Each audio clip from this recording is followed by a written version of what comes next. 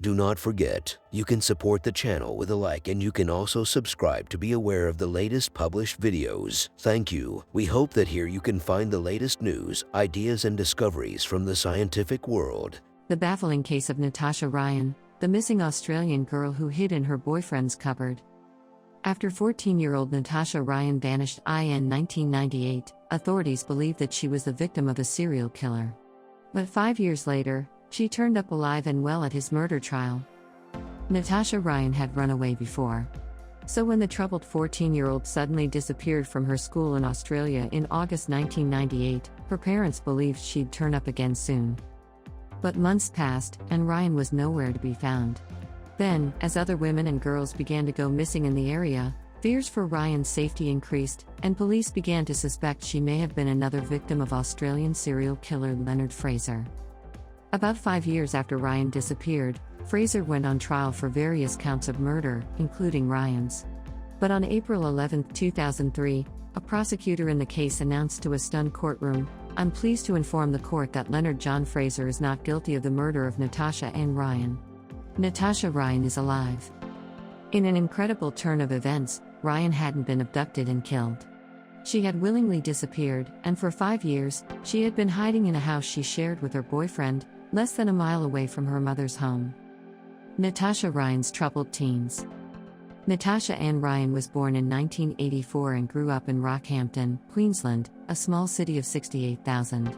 Rocky, as the locals affectionately called it, was a friendly place where the residents knowing each other's business was a way of life, the New Zealand Herald reports. When Ryan was a child, her father gave her the affectionate nickname Grasshopper because she walked instead of crawled. But by her teens, Ryan lived with her mother in North Rockhampton. Her parents had divorced, and her father had remarried and moved to another Queensland city over 3 hours away. A troubled teen, Ryan began experimenting with drugs, attempted suicide, and developed a fondness for running away, all by the age of 14. She was also seeing a 21-year-old man, Scott Black. On one occasion in July of 1998, Ryan ran away while out walking the family dog. Police found her later that week at an outdoor music venue in Rockhampton, and soon discovered she'd been staying in a hotel with Black.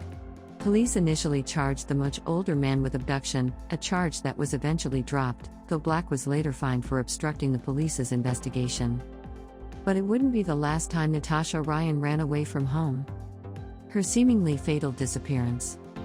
On the morning of August 31, 1998, Natasha Ryan's mother dropped her off at North Rockhampton State High. At some point that day, Ryan vanished.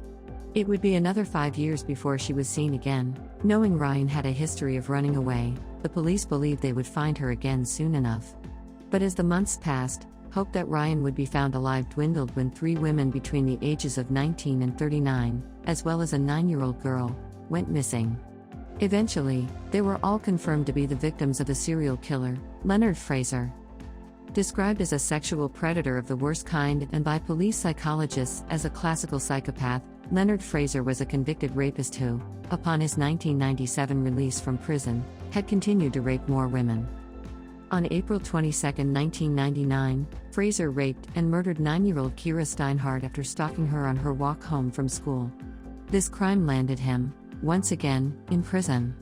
And though police were convinced all of the local disappearances were connected, Fraser initially denied that he'd murdered Natasha Ryan. Investigators soon persuaded another inmate to elicit a confession out of Fraser, and eventually, he admitted to murdering all 5 victims, including Ryan. He claimed he had met her at a movie theater and, after offering her a ride home, attacked her in his car and hid her body in a pond.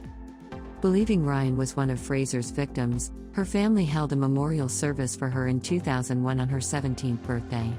But although Fraser was able to show police where he'd hidden the remains of the other victims, Ryan's body was never found. The hidden life of Natasha Ryan. While her family frantically searched for her, Natasha Ryan was alive and well, hiding out with her boyfriend Scott Black in different local houses, the last one only a few minutes away from her mother's home in North Rockhampton. Black worked as a milkman at a dairy factory, and his colleagues had no clue he was harboring Ryan. By all accounts, he appeared to live alone. Only his own laundry ever appeared on the clothing line outside. And whenever Black received visitors, Ryan simply hid in a bedroom cupboard until they were gone. Most of the time, though, Ryan moved about the house freely with the curtains drawn. She seemed content to live out most of her teenage years in a darkened home, cooking, reading, sewing, and surfing the web.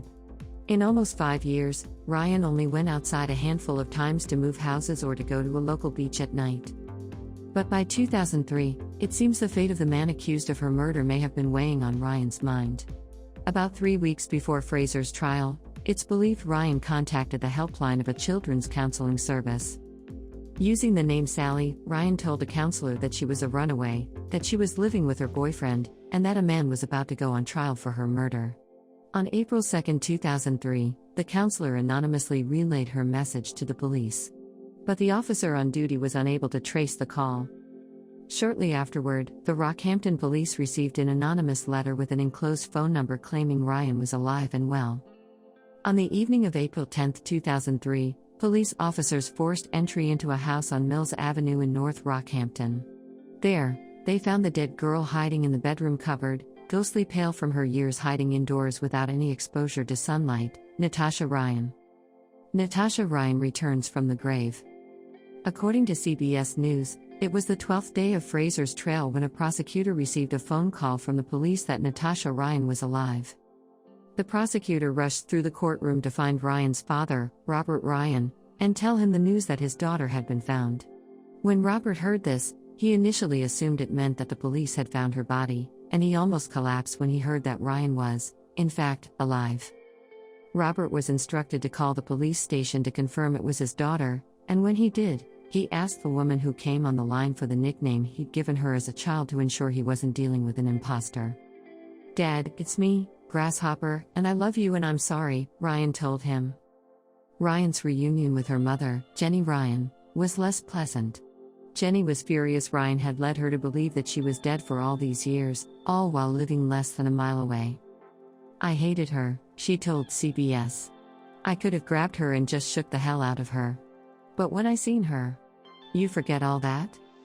Then, Natasha Ryan appeared in court at her own murder trial, and to the public, it seemed as if the now 18-year-old had come back from the dead. She testified that she had not, in fact, been murdered by Fraser. The court, naturally, deemed that Fraser was not guilty of murdering Natasha Ryan. Still, he was found guilty of committing the other murders he'd been charged with, and was sentenced to life in prison. Meanwhile, Natasha Ryan was facing trials of her own. The aftermath of Ryan's return. While the world rejoiced that Natasha Ryan was alive, many responded to her sudden reappearance with outrage, wondering how she could have put her loved ones through years of suffering by allowing them to believe she'd been murdered. In 2005, The Guardian reported that Ryan's boyfriend Black had received a 1-year prison sentence for perjury after falsely claiming to police that he didn't know where Natasha Ryan was. And in 2006, Ryan herself was found guilty of creating a false police investigation. She was fined $4,000 and ordered to pay $16,000 towards investigation costs. But Natasha Ryan was profiting off of the publicity.